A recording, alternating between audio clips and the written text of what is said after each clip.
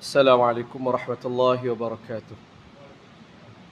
إن الحمد لله نحمده ونستعينه ونستغفره ونعوذ بالله من شرور أنفسنا ومن سيئات أعمالنا. من يهده الله فلا مضل له ومن يضلله فلا هادي له. أشهد أن لا إله إلا الله، أشهد أن محمدا عبده ورسوله. اللهم صل وسلم على سيدنا وحبيبنا وشفيعنا ومولانا محمد وعلى آله وأزواجه وذرياته وأصحابه ومن تبعهم بإحسان إلى يوم الدين. اللهم علمنا ما ينفعنا وانفعنا بما علمتنا وزدنا علما. Ya Allah, ajarkanlah kami ilmu yang bermanfaat, jadikanlah bermanfaat segala ilmu yang Engkau ajarkan kepada kami, serta tambahkan lagi ilmu kepada kami. Amin amin ya rabbal alamin. Alhamdulillah, syukur pada Allah Subhanahu wa taala atas segala nikmat yang Allah kurniakan kepada kita dan nikmat yang terus kurniakan kepada kita. Dan alhamdulillah sebahagian kita dapat tiba di sini dalam keadaan saya kira boleh kata separuh lah ni ya. Hampir separuh tidak dapat bersama disebabkan halangan hujan dan sebagainya. Alhamdulillah, alhamdulillah tuan-tuan, kita bersyukur mana sahabat yang tak datang, tak sempat nak bersama, tuan-tuan sampai kelak insya-Allah. Kita meneruskan pengajian kita, pengajian hadis, pengajian sirah dengan sorotan yang khusus tentang rumah tangga Nabi sallallahu alaihi wasallam menggunakan buku Asam Garam Rumah Tangga Nabi sallallahu alaihi wasallam. Hari ini kita masuk muka surat 113. Bab 2 yang membawa tema susah senang. Tajuknya Asam Garam ke-37, Nabi kemalangan lagi. Nabi kemalangan lagi. Sebut lagi makna kata ada dah sebelum tu. Dan memang pun kalau tuan-tuan masih ingat, kita bincang sebelum pada ni sebuah hadis Nabi dan isteri kemalangan. Kita belajar dan melalui hadis itu banyak perkara tuan-tuan Allah secara tidak langsung. Dan hari ini satu lagi kes ataupun kejadian yang melibatkan kemalangan. Mari kita tengok tuan-tuan Allah.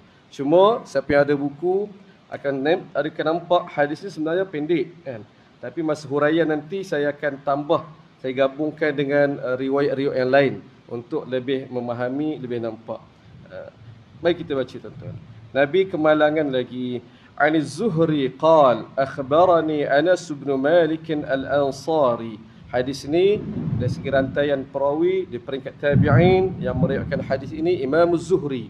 Imam Az-Zuhri ialah tonggak ilmu dalam kata dunia keilmuan Islam yang terawal, antara terawal tonggak. Dia adalah imam hadis dan juga dia pakar sirah. Pakar sirah dia tuan-tuan. Sebaris dengan Urwah bin Zubair. Kita kenal ni kerana agama ataupun ilmu, maklumat yang sampai pada kita dia bukan vacuum. Tiba-tiba ada. Tidak begitu tuan-tuan. Mereka melalui rantaian pengumpulan maklumat data oleh imam-imam kita yang sebelum pada ni. Tokoh dalam bab sirah ini, imam dia Al-Zuhri. Dia panggil Imamul Maghazi. Bab perang dia adalah pakar dia. Bahkan dia lebih pakar daripada sahabat Nabi. Kadang sebagai sahabat Nabi yang kemudian ni yang sempat hidup bersama Nabi, mungkin masih kecil, tapi belajar dengan dia tuan-tuan. Sebab begitu. Ya, ada orang duduk dalam dunia tu, tapi dia tidaklah mendalami. Ada orang datang kemudian pengkaji, dia kaji, dia menguasai banyak benda. Ini Imam Az-Zuhri tuan-tuan. Imam Az-Zuhri insya-Allah. Baik. Wafat pada tahun 124 Hijrah. Antara gurunya dan banyak dia mengambil ilmu hadis daripada Anas bin Malik. Dia berkata, akhbarani Anas ibnu Malik. Pernah menceritakan kepadaku Anas bin Malik Al-Ansari. Berkali-kali nama beliau kita temui dan kita ulang kaji. Anas bin Malik khadam Nabi sallallahu alaihi wasallam. Apabila sebut Al-Ansari, kita tahu dia orang asal Madinah, Al-Ansar. Orang asal Madinah. Memang pun mak dia Ummu Sulaim Al-Ansari dan dia dari segi kabilah daripada Bani Najjar. Malik bin Najjar. Sebagaimana di Mekah Quraisy ya yang utamanya, dan ada pecahan dia kan, Bani Hashim, Bani Makhzum, Bani Adi, Bani Taim. Ada sahabat-sahabat Nabi datang daripada kabilah, cabang kabilah masing-masing lah. Begitu juga di Madinah. Dia bukannya kata rawak bercampur, tak. Macam tempat kita lah, duduk satu taman, ada Kelantan, ada Perak, ada ni, ada asal keturunan kabilah dia. Anas bin Malik dia orang Ansar, tapi dia daripada kabilah Malik bin Najjar. Kenapa saya sebut ini? Supaya kita dapat bayangkan, apabila sebut dia daripada kalangan Malik bin Najjar, maknanya duduk dalam satu kampung tu, kampung Malik bin Najjar, itulah kampung yang Nabi bina rumah di situ. Madinah kuasanya agak luas, tuan. Dan ada penempatan dia, kampung tu, kampung ni, kampung Bani Ashhal, kampung ni, dia Quba pula ada kampung-kampung dia. Dan kampung mana yang Nabi bina rumah, yang Nabi buat masjid? Itu kampung Malik bin Najjar. Nabi duduk kampung ni. Kenapa bukan kampung lain? Kerana kampung ni lah kampung nenek Nabi. Ayah Nabi meninggal ni kat situ. Yang mak Nabi bawa Nabi masa kecil ke Madinah tu, duduknya di situ. Jadi Nabi hijrah ke Madinah, tentu dia tak hijrah, kita kata bukannya totally tempat asing, tidak. Itu kampung Nabi. Nabi pernah masa kecil kat situ. Nanti kita jumpa riwayat, nanti panjang umur kita baca sampai asam garam ketiga. Kita akan pergi bahagian hadis-hadis Nabi waktu kecil. Nabi sebut Nabi sampai Madinah, Nabi cerita kat sahabat ni, telaga ni dulu aku mandi kat sini, ini rumah yang orang tinggal ni, kat sini lah aku duduk main, bahasa kita main rumah-rumah dengan kawan-kawan dulu, tangkap burung. Ni Nabi cerita. Jadi dia bukan tempat yang asing. Jadi kita sebut Anas bin Malik Al-Ansari, dia berkata, anna Rasulullah sallallahu alaihi wasallam rakiba farasan fajuhisha shiqquhu al-ayman. Nak jadi cerita, pernah Nabi tunggang kuda, faras maksudnya seekor kuda, lalu jatuh kuda, tuan-tuan, jatuh, fajuhisha shiqquhu al-ayman, terhempap, jatuh sebelah lambung kanan Nabi sallallahu alaihi wasallam. Jatuh untuk maknanya yang impact ke tanah ialah bahagian kanan Nabi sallallahu alaihi wasallam. Ada perincian dia berdasarkan hadis yang pelbagai, yang sakit, bahagian sakit tu mana, seluruh ke, ada riwayat sebab aktaf, bahagian atas Nabi, ada yang sebut paha Nabi, ala kulli jatuh sebelah kanan. Yang mana kena sakit lagi atas ke bawah, itu ada perincian berdasarkan hadis yang pelbagai, tuan-tuan. Nabi jatuh, tuan-tuan. Baik, saya nak masukkan dengan riwayat yang lain. Fadakhalna alaihi na'uduhu. Dalam buku ni tidak ada. Dalam riwayat lain kita masukkan. Kata Anas, fadakhalna alaihi na'uduhu. Jadi kami pun pergi ziarah Nabi. Nabi sakit, tuan. Dan kita adab ziarah dengan orang sakit, kalau kita tidak ada halangan, kita kena usaha untuk pergi ziarah sahabat kita, orang kenalan kita yang sakit, kan. Dia pergi iyadatul marid, menziarahi si sakit. Dan ziarah, dia perkataan Arab ziarah, menziarah. Tapi untuk orang yang sakit, Nabi tak sebut ziarah, ziyaratul marid, menziarahi sakit, tak. Nabi sebut iyadatul marid. Ayat ni perkataan mana benda berulang, iaitu kerap pergi tengok. Itu sebenarnya sunnah ziarah orang sakit ni, kita tak pergi lama, pergi sekejap-sekejap tapi kerap. Itu maksudnya, itu beza. Bukan sekadar ziarah. Tengoklah pada kemampuan kita lah. Jauh mungkinlah sekali pergi je, kan, jauh. Tapi kalau kita ada kemampuan, saudara kita dekat-dekat yang sakit ni 2 waktu seminggu, mungkin 2 ke 3 kali kita pergi ziarah dia. Tanya khabar, tanya khabar, macam mana khabar, begitu. Tu ayatul marid. Para sahabat Nabi pun buat begitu. Itu sunnah Nabi. Mereka pun buat, dengar Nabi kata Nabi sakit, kami pun pergi ziarah Nabi sallallahu alaihi wasallam. Tuan-tuan, satu lagi nak bagi nampak lagi keadaan ini berlaku bila dalam riwayat yang lain disebut bahawa peristiwa ini berlaku pada masa Nabi, orang kata berpisah. Nabi memulaukan isterinya sebulan. Itu nak jadi lagi tragis, tuan-tuan. Nabi pulau isteri sebulan. Kes ni tak ada dalam bahagian 1, kita tak baca. Nanti bahagian yang keempat, bab 4, kita akan jumpa hadis tu yang bab krisis pernah berlaku dalam kehidupan Nabi, rumah tangga Nabi. Nabi pernah pulau. pulau isteri Nabi, semua isteri Nabi sebulan. Dan Nabi berpisah, tak duduk bersama. Nabi bawa diri, Nabi duduk tingkat atas. Masa tu. Ini. Jadi dengan kita tahu ni, kita Allah, apa kesian tuan-tuan. Masa tu Nabi sakit dan bukan isteri Nabi tak nak jumpa Nabi ni. Bahkan nanti berlaku, adakah isteri Nabi pakat bimbang, kami ni kena cerai ke tidak. Itu keadaan dia. Tapi menimpa kepada Nabi sallallahu alaihi wasallam, kita kata bertimpa-timpa hal ini pula Nabi jatuh. Kenapa Nabi naik kuda ni? Tu dalam riwayat lain kita akan jumpa, dapat berita bahawa ada percubaan orang nak masuk, nak serang Madinah. Nabi gambling tenaga dengan para sahabat Nabi, bentuk tentera angkatan untuk nak pergi berdepan. Dalam operasi tu Nabi terjatuh, tuan. Baik. Kuda, sebut pasal kuda, Nabi ada beberapa ekor kuda yang dicatatkan dalam riwayat. Saya dapat lebih, tapi yang saya catat kat sini ada 6, tuan-tuan. Sebut sekadar kita dapat gambaran. Ada kuda Nabi nama dia Sakab. Sin Kaf Ba, Sakab. Ada nama Murtajiz. Ada nama Lahif. Ada nama Lizaz.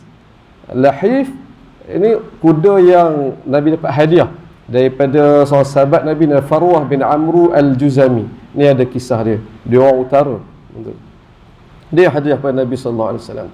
Kuda Nabi Lizaz yang Nabi dapat hadiah daripada Muqawqis, raja Mesir. Dia hantar Nabi hantar surat dakwah kepada dia tidak beriman, tapi dia tidaklah menentang. Dia hargai, dia hantar hadiah kepada Nabi sallallahu alaihi wasallam, antara kuda.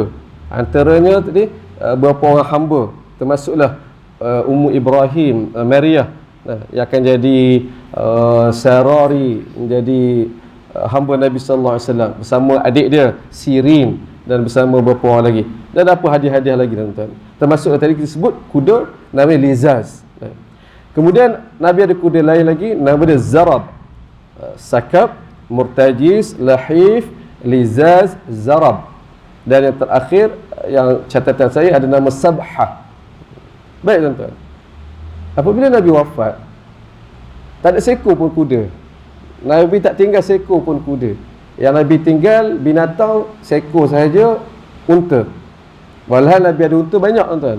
Ada nama Qaswa, nama Abba, nama Jada'a.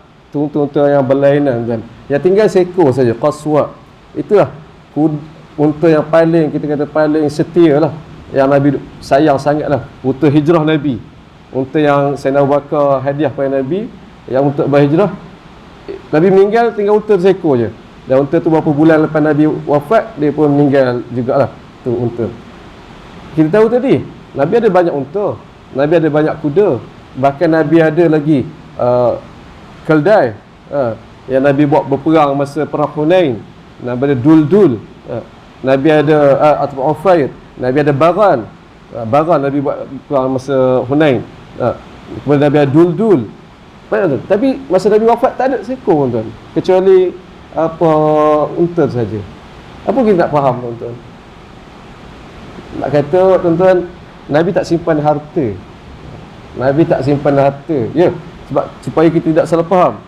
Ada orang salah faham apabila ambil maklumat ni, ya Allah, Nabi banyaknya harta Nabi, kan? Oh, maknanya bolehlah kita simpan kereta banyak-banyak. Seorang tu 4-5 buah kereta, Porsche, Mercedes, BMW. Kata Nabi pun simpan kuda banyak. Tak, kan? Nabi tak simpan. Binatang ini boleh jadi milik Nabi pada satu-satu masa. Mungkin Nabi jual, sebahagian Nabi hadiahkan. Tapi tak banyak, tuan. Begitu juga pedang Nabi banyak, kan? Pedang Nabi banyak. Adakah Nabi simpan semua tu buat koleksi? Tak. Disebut Nabi meninggal, Nabi hanya meninggalkan sekian sahaja. Habis yang kita tahu nama-nama tu di mana, ke mana pergi, tak ada lah riwayat yang spesifik. Cuma ini telahan saja. Nabi hadiahkan. Nabi hadiah kepada tu, Nabi beri kepada orang sekian. Samalah juga hamba. Ratusan, tuan-tuan. Ulama kumpul, ada buku pun ada ratusan hamba Nabi, laki dan perempuan. Ada yang lama kita kenal, Safinah, nama Anjasyah. Tapi tak seorang, Nabi meninggal tak seorang pun tinggal hamba. Mana semua? Nabi merdeka sebahagiannya, Nabi hadiah sebahagiannya. Nak kata tuan, harta Nabi tak simpan. Bukan, jangan ada salah faham, Nabi kumpul harta, tidak sekali-kali. Baik, kembali pada hadis kita ini, Nabi menunggang kuda dan jatuh. Kalau tuan-tuan tanya, Ustaz, kuda mana satu ni? Saya tak boleh jawab. Saya tak tahu kuda mana. Cuba cari, tak disebut kuda yang mana satu. Murtajis ke, lahif ke, lizaz ke, zarak ke, sabahah ke, wallahu a'lam. Ala kulli hal, kita tahu Nabi naik kuda lalu jatuh. Orang bincang pula sunnah, berkuda di sunnah ke tidak kan? Itu perbincangan yang lain lah tuan-tuan. Baik, Nabi jatuh cedera di lambung kanan. Qala Anas cerita lagi, fa shalla lana yawma idzin salatan min as-salawati wa huwa qa'idun. Hari itu, hari Nabi mula jatuh tu, kemudian Nabi salat dalam keadaan Nabi duduk. Apabila sebut Nabi salat, maknanya Nabi jadi imam. Salat kalau Nabi di Madinah tanpa uzur apa, Nabi lah imam tu. Fa shalla lana, Nabi mengimami kami. Nabi mengimami kami pada hari itu satu salat, dalam riwayat sebut salat zuhur. Salat zuhur dalam keadaan Nabi duduk. Baik. Hadis ini disebut fa sallaina wara'ahu qu'udan. Lalu kami pun salat duduk. Hadis ini dah diringkaskan. Riwayat yang ada dalam buku ni dah diringkaskan. Baik. Yang berlaku sebelum pada itu ialah apabila Nabi salat duduk, sahabat Nabi ini pertama kali berlaku. Nabi imam salat duduk. Sebiasanya berdiri kan. Ini pertama kali Nabi salat duduk. Sahabat Nabi pun tak beritahu maklumat awal, taklimat awal. Sahabat Nabi nak buat macam mana? Mereka solat berdirilah. Mereka ikut berdiri. Faltafata fi salah, Nabi pun berpaling menoleh kepada para sahabat. Nabi jadi imam, solat duduk. Sahabat Nabi belakang solat berdiri. Dalam solat itu Nabi paling. Nabi tengok, sahabat Nabi tengok solat berdiri. Fa asyara an ijlisu, fa asyara ilaihim an ijlisu fajalasu. Hadis Muslim dan lain. Lalu Nabi bagi isyarat kepada sahabat Nabi supaya duduk. Mereka pun duduk. Jadi ini kita boleh ambil hukum. Ada pergerakan yang dibolehkan dalam solat. Ada keperluan. Dia tidaklah kaku sebagaimana kita belajar dulu-dulu kan. Tak nak berdoa, gatal je Allah. Tak sebegitu tuan-tuan. Ada keperluan dia. Jadi kita mengikut agama beribadah ini, seni dia sebagai Nabi ajar. Yang tegas-tegas, yang ada kelapangan lah kita ikut tuan-tuan. Baik, Nabi berpaling. Paling kat sini ulama jelaskan bukan paling satu badan, tak. Nabi palingkan tengkuk Nabi saja, tengok. Fa asyara ilaihim. Nabi bagi isyarat. Isyarat bagaimana tidak dijelaskan tapi difahami bahawa Nabi bagi isyarat untuk duduk. Makna kata tuan-tuan, saya duk bayangkan ada pergerakan tangan. Nah, macam mana orang nak faham? Sahabat Nabi nak faham Nabi suruh duduk. Sudah tentu Nabi tidak bercakap. Nabi bagi kita bayar, Nabi bagi isyarat duduk begitu. Sebagai dalam solat orang bagi salam, Nabi angkat tangan. Ada keperluan dia. Pernah satu ketika sahabat Nabi solat sunat, ada sahabat tak perasan Nabi solat bagi salam. Nabi tak jawab dengan mulut tapi Nabi bagi isyarat tangan. Fahamlah Nabi sedang mana macam orang kita lalu orang Assalamualaikum gitu, salam. Tahulah kita jawab dengan tangan itu. Ada pergerakan yang perlu. Kat sini Nabi bagi isyarat supaya duduk, maka sahabat Nabi pun duduk. Fa sallaina, baru kita boleh sambung dengan hadis ini. Fa sallaina wara'ahu qu'udan. Jadi Nabi pun kami pun solat di belakang Nabi dalam keadaan duduk. Baik. Isu solat duduk ini kita akan bincang belakang nanti, di kaitan fiqh sikit. Baik, kita sambung dulu hadis ni tuan-tuan. Baik. Kemudian lamma sallama, kemudian usai salat, lepas bagi salam, Nabi pun sebut innama ju'ilal imam liyutamma bih, sesungguhnya imam itu untuk diikuti. Itu prinsip dia. Sesungguhnya imam itu untuk diikuti. Baik. Wa idza shalla qa'iman fasallu qiyaman. Apabila imam solat berdiri, maka solatlah berdiri. Kemudian dalam riwayat lain, hadis yang dalam buku ni, hadis Al-Bukhari, dalam riwayat lain ada tambahan, wa idza shalla qa'idan fasallu qu'udan ajma'un. Apabila imam tu solat duduk, maka solatlah duduk. Imam solat berdiri, solat berdiri. Imam solat duduk, makmum pun solat duduk. Tuan-tuan mungkin terfikir lagi, macam mana hari ni kan? Adakah begitu? Kita kena tengok dulu tuan-tuan. Baik. Wa idza raka'a farka'u. Apabila imam rukuk, makalah rukuk. Wa idza rafa'a farfa'u. Apabila imam bangkit, makalah bangkit. Wa idza sajada fasjudu. Apabila imam sujud, maka sujudlah. Wa idza qala sami'allahu liman hamidah faqulu rabbana walakal hamd. Apabila imam pula sebut, apabila bangkit daripada rukuk kan, imam sebut sami'allahu liman hamidah. Nabi ajar ini tempat ni ada kelainan.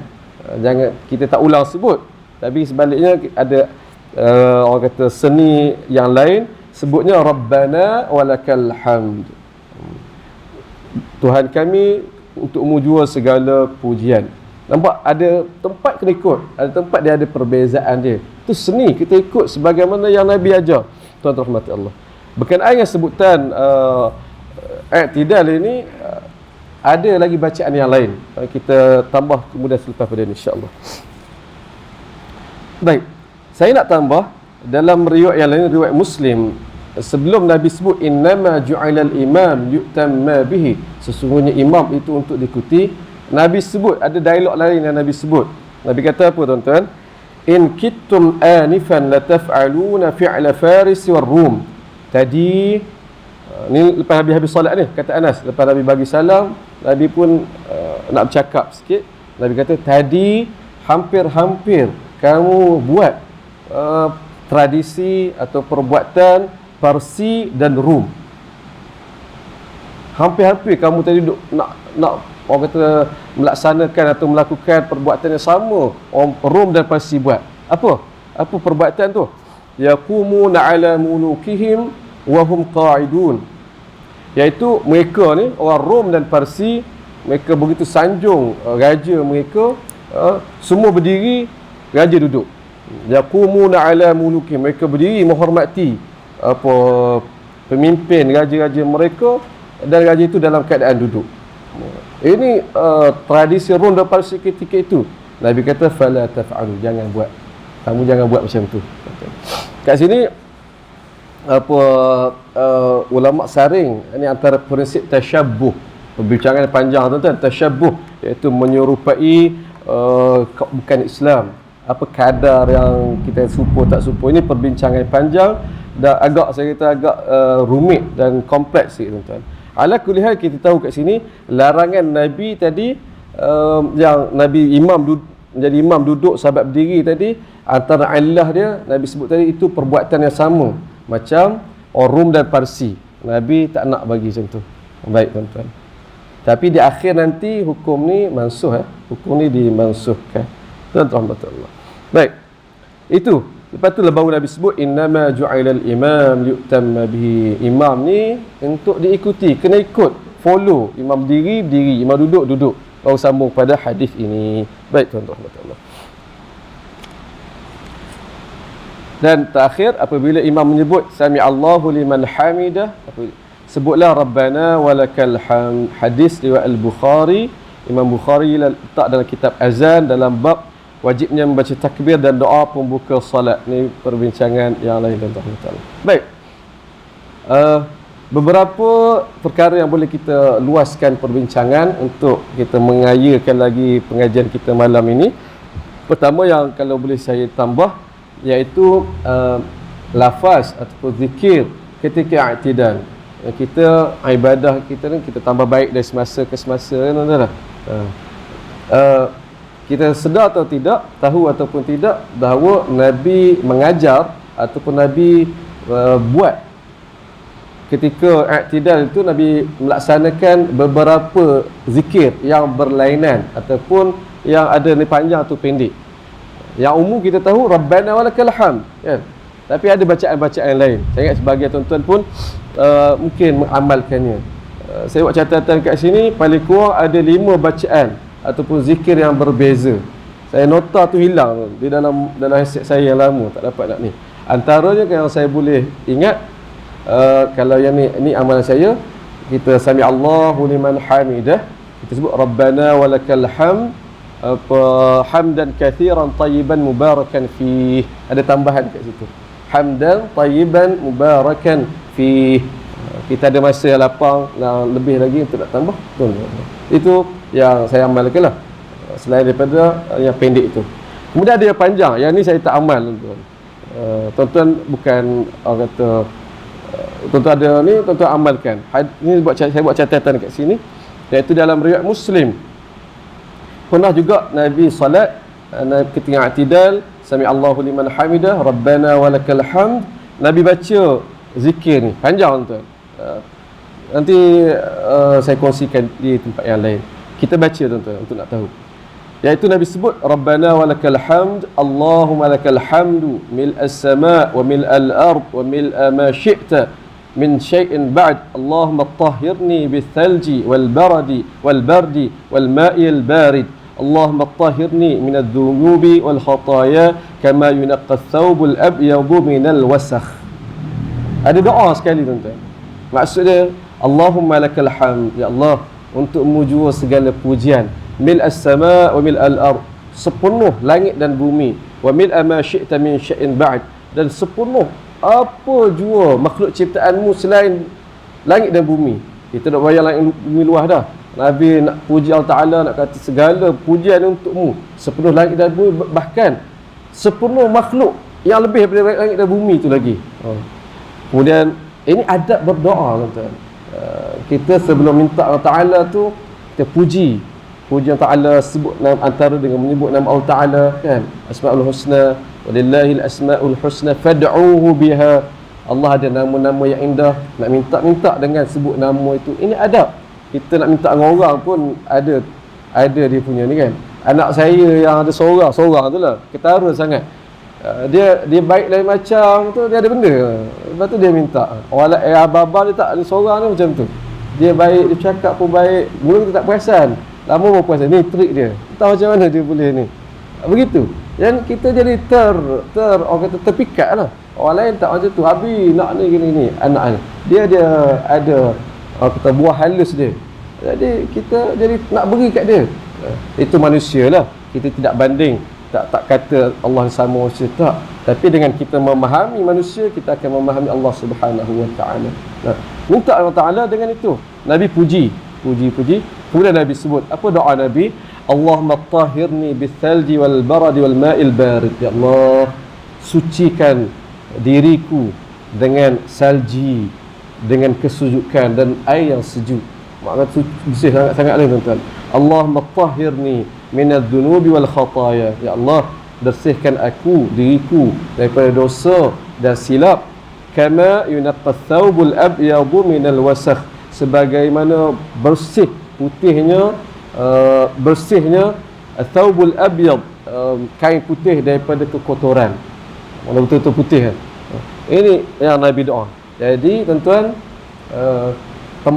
antara tempat berdoa dalam salat iaitu ketika i'tidal, doa minta ampun sebagaimana Nabi ajar ini, tuan-tuan. Baik, itu pertama. Kemudian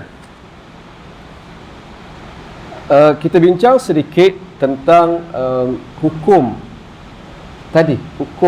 salat duduk, berjemaah salat duduk. Setakat ini, kalau kita berdasarkan hadis ini semata-mata, maknanya imam salat duduk, kita makmum pun salat duduk, kan? Soalannya, betul ke macam tu? Ini fiqh, tuan-tuan. Sebab itu saya tekankan, saya sebutkan, tuan-tuan, kita tidak mudah-mudah untuk beramal dengan hadis. Jumpa hadis tu kita pun terus beramal. Macam ni, rupanya salah selama ni orang ni. Tidak begitu, tuan-tuan.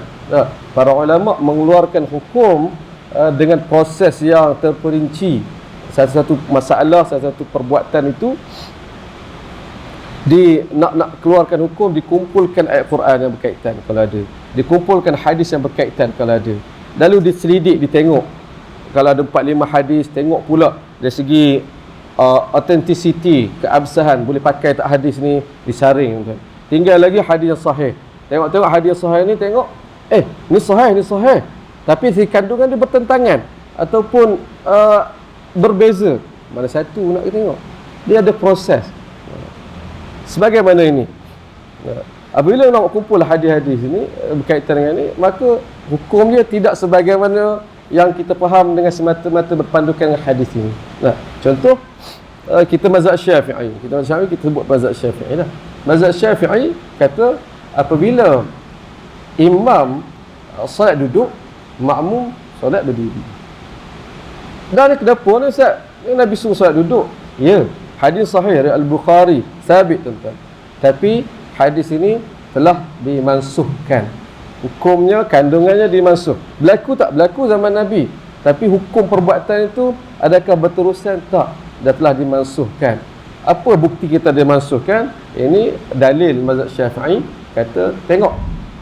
Di akhir hayat Nabi SAW, pernah Nabi imam salat, Nabi salat duduk, Abu Bakar salat berdiri, dan sahabat Nabi di belakang semua salat berdiri. Dan Nabi tak larang pun sebagaimana ni. Sebagaimana yang berlaku pada ni. Dan perbuatan atau peristiwa itu berlaku di hujung usia Nabi SAW. Dan ini yang latest yang ni, berbanding hadis yang ni. Maknanya yang hadis kita baca ni, peristiwa kita baca ni, hukum yang Nabi sebut ini telah dimansuhkan. Imam Sa'di. Begitu tuan-tuan.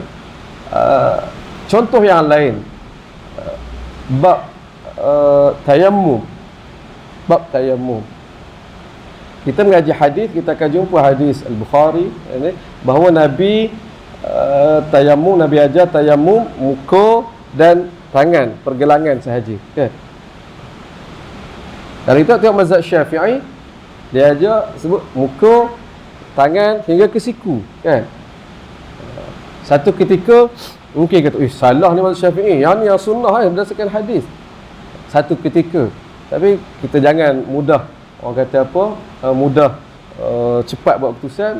Kita tengok, memahami pendalilan.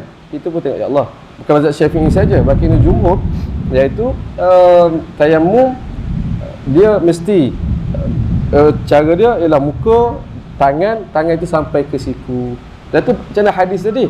Ya, hadis tu betul Nabi buat, tapi nanti ada hadis yang lain yang memberi isyarat bahawa perbuatan itu telah dimansuhkan. Dan adalah hujah-hujah yang lain lagi. Begitu tuan-tuan, tak semudah itu. Ala kulli hal, yang mengatakan tayammum muka dan pergelangan saja, itu mazhab Hanbali. Jadi sebenarnya dia perbezaan mazhab. Perbezaan ni kita barangkali kita beralih ke mazhab saja, kan? Jangan saya nakkan saya dululah. Salah punya mazhab Syafi'i yang aku nak belajar dulu. Kita sebab jumpa hadis ni, kan? Rupanya tidak, mengaji mendalam, ya Allah, kita yang cepat gopoh dalam letakkan hukum. Jadi tetap dalam perbincangan itu pun saya melihat dua-dua kuat. Contoh Imam Syafi'i sendiri, dia kata ada hadis yang memansuhkan ni. Imam Ahmad kata, aku tak terima hadis tu. Aku tak terima hadis tu. Pada aku hadis tu tak sahih, tak kuat untuk nak dijadikan hujah. Sebab mana tu tolak, tinggal lagi hadis yang ni, mana kekallah keadaan itu. Imam Syafi'i kata tak, pada saya hadis sahih, maka dia ambil kira. Itu tuan-tuan, kita tahu. Jadi kita, Allah, luas agama dia, berlapang dada itu.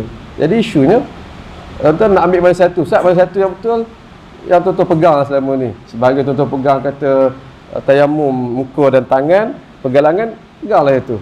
Yang kata muka, tangan, hingga siku, peganglah itu.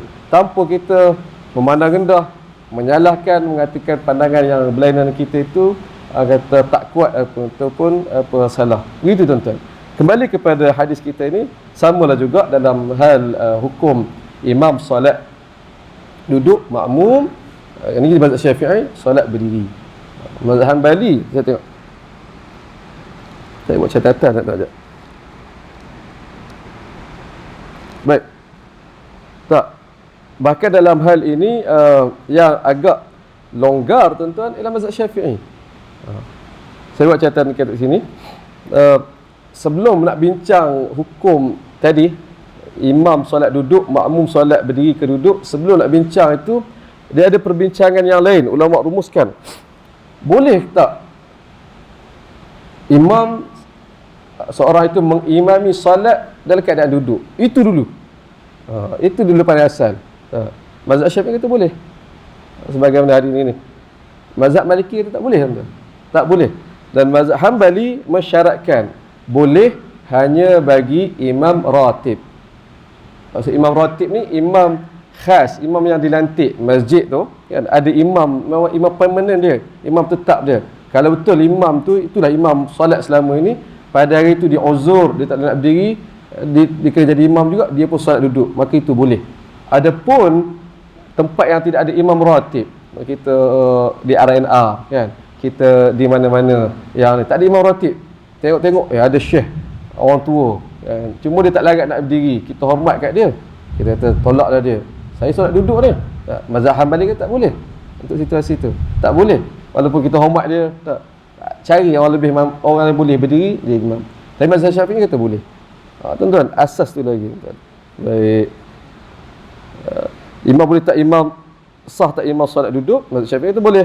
Hanbali kata hanya imam ratib, Maliki kata tak boleh. Hanafi saya tak buat catatan kat sini tuan-tuan. Baik, itu sahaja. Habis kat situ tuan-tuan. Saya nak berhenti setakat ini. Ada soalan ataupun ada nak tambah ke kita nak baca hadis yang berikutnya?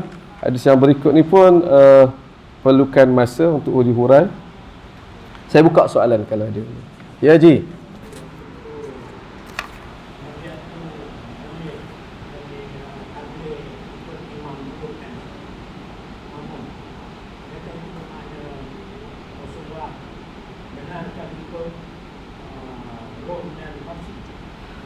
Saya sebenarnya sekarang saya semua berdengur, dia tak apa nak dengar saya.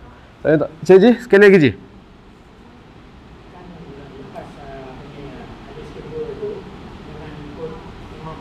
Ha.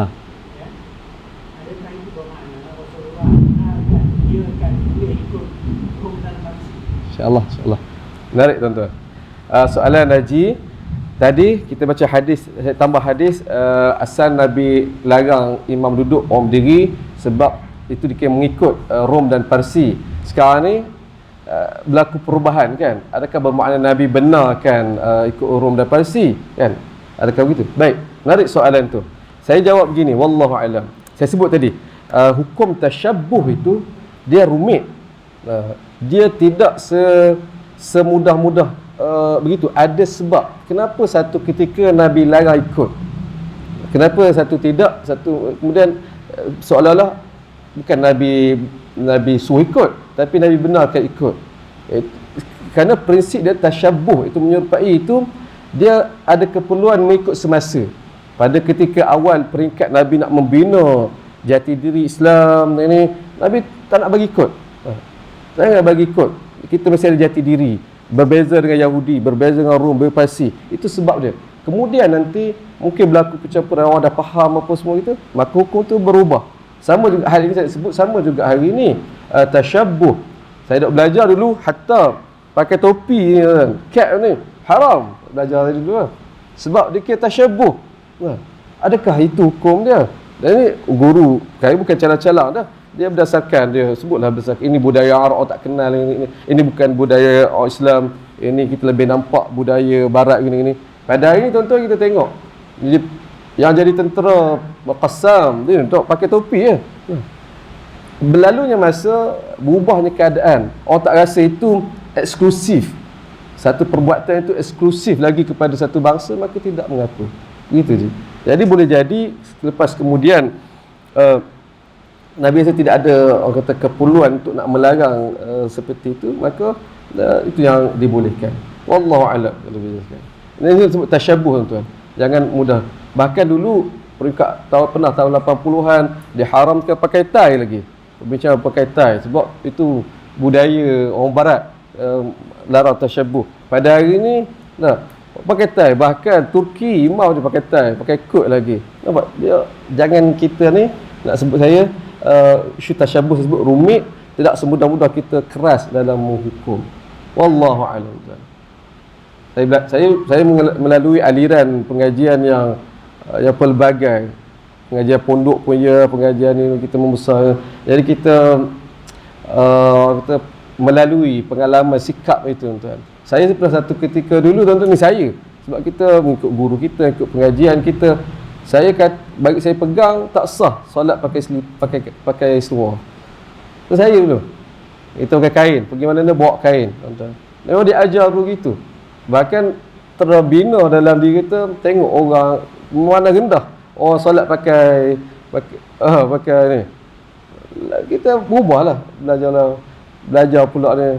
Syekh saya, seorang syekh saya, orang Arab kan, syekh besar, mengajar akidah gini-gini. Time mengajar pakai jubah penuh ni.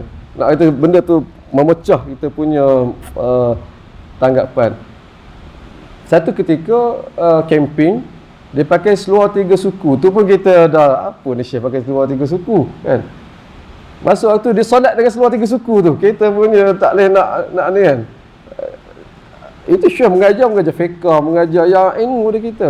Tapi kita nak banding, kita terdedah, keterbukaan kita itu berbeza. Barulah sikit sebanyak kita jadi kendor memahami hakikat ini. Wallahu a'lam. Naik soalan tu. Ada soalan lain? Ya?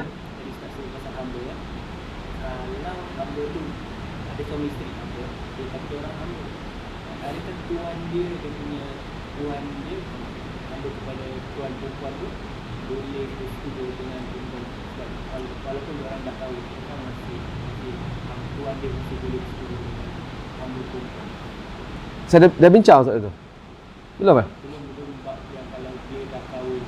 Hamba tu dah kahwin dengan hamba lain. Sama ada tuan dia. Baik, soalan yang ditanya isu hukum hakam hamba. Kalaulah seorang ni, tuan ni, dia memiliki hamba pasangan suami isteri. Boleh tak si tuan ni menyetubuhi hamba perempuan tu yang mempunyai isteri kepada itulah, boleh atau tidak dalam Islam? Saya pernah bincang hal ini masa bab 1 itu, tentang Sayyidina Zainab hadiahkan hamba kepada Nabi sallallahu alaihi wasallam. Pertama, bagi orang tak pernah tahu, jadi terbuka, jadi pecah. Rupanya dalam Islam, pembincang berkenaan dengan hukum hakam hamba, seorang tuan boleh menyetubuhi hamba dengan dia punya adalah hukum hakam dia. Kita bincang sebagaimana Maryah itu juga hamba yang disetubuhi Nabi sallallahu alaihi wasallam. Baik, soalan tadi kadar mana ruang yang boleh seorang hamba itu, seorang tuan itu menyetubuhi hamba dia. Saya ingat masa saya bincang sebelum pada ini, dan saya rujuk kepada kitab, antara syarat seorang tuan tu boleh setubuhi hamba tu, dia hamba perempuan itu bukanlah isteri kepada orang lain. Itu saya pernah sebut bahal tu. Tapi baru je saya jumpa, bukan buat kajian, baru saya jumpa ada pandangan lain yang mengatakan tetap boleh, atau berubah. Alakul saya ambil yang sebelum ni lah, iaitu tidak begitu, tak boleh. Seorang tuan tidak boleh untuk menyetubuhi hamba ni yang menjadi isteri kepada orang yang menjadi isteri lah. Adapun dia solo, boleh. Wallahu a'lam. Saya update tadilah ada pandangan lain mengatakan boleh juga. Kenapa tanya ni?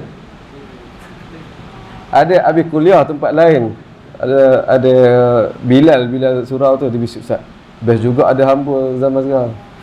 Saya tak balas lah, saya kata dalam hati lah, saya kata kalau ada belum tentu kita jadi tuan, entah kita jadi hamba, tak tahu. Tak sebutlah kat dia, tapi kadang orang berangan tu begitu, tuan.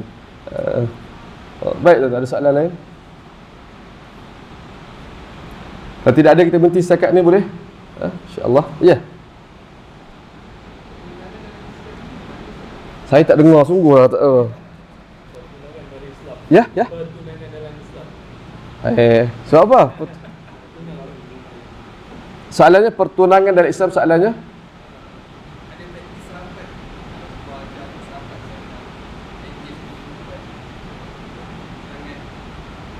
Khitbah. Okey. Ada apa? Ada?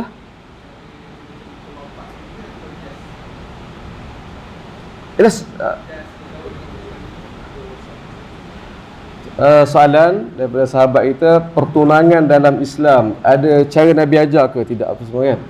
Wallahu alam. Kebetulan sekarang tu doakanlah, saya tengah cari bahan, mula projek buku keempat, Asam Garam 4, asam garam rumah tangga sahabat Nabi sallallahu alaihi wasallam.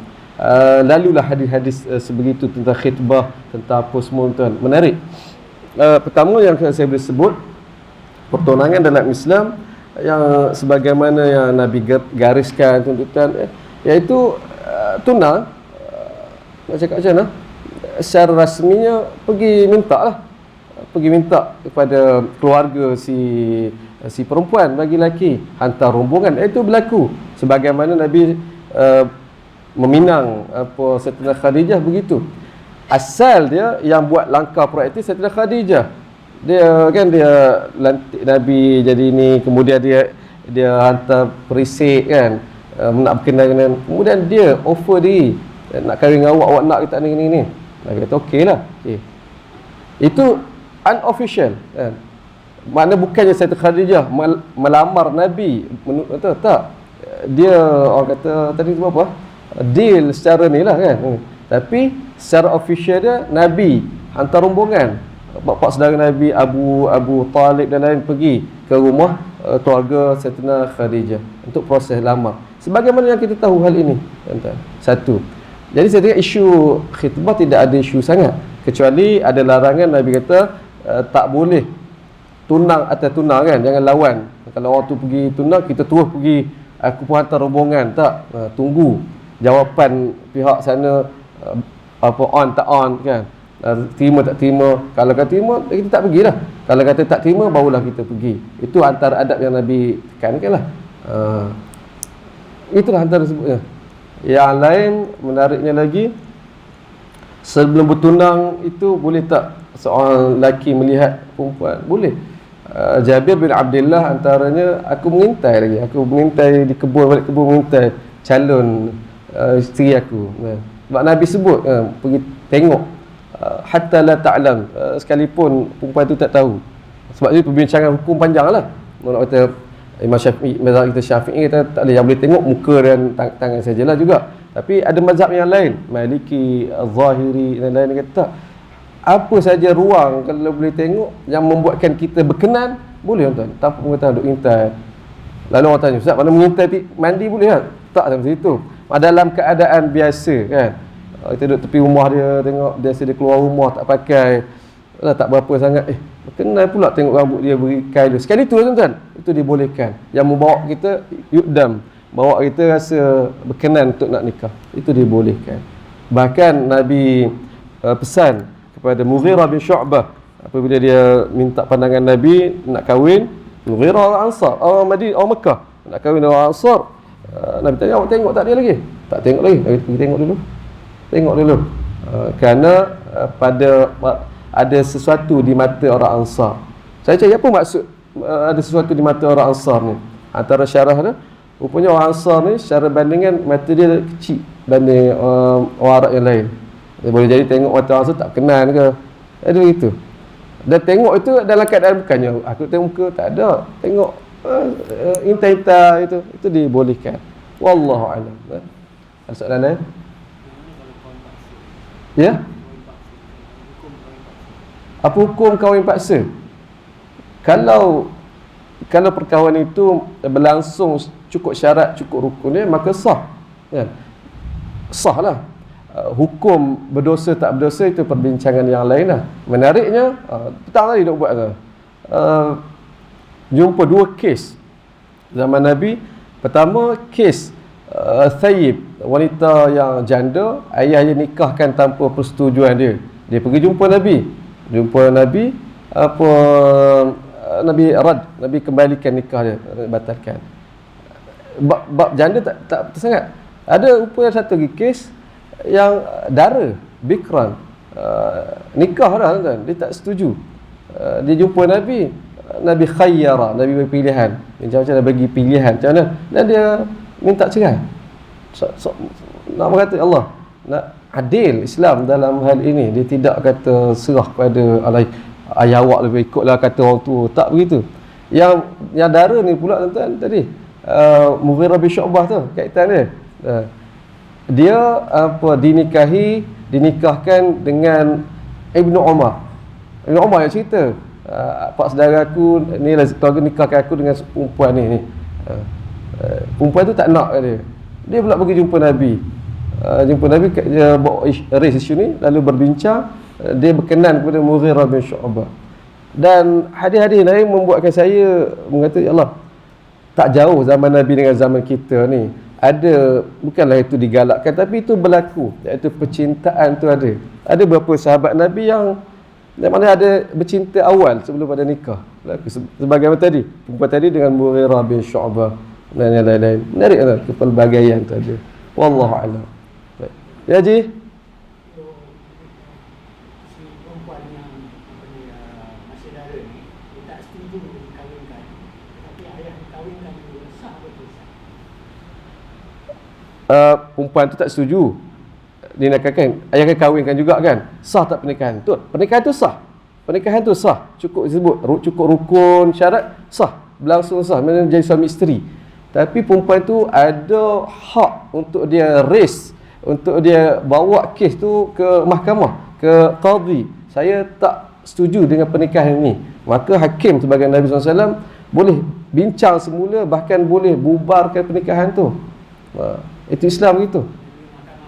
Ya, kalau kita mesti melalui mahkamah lah.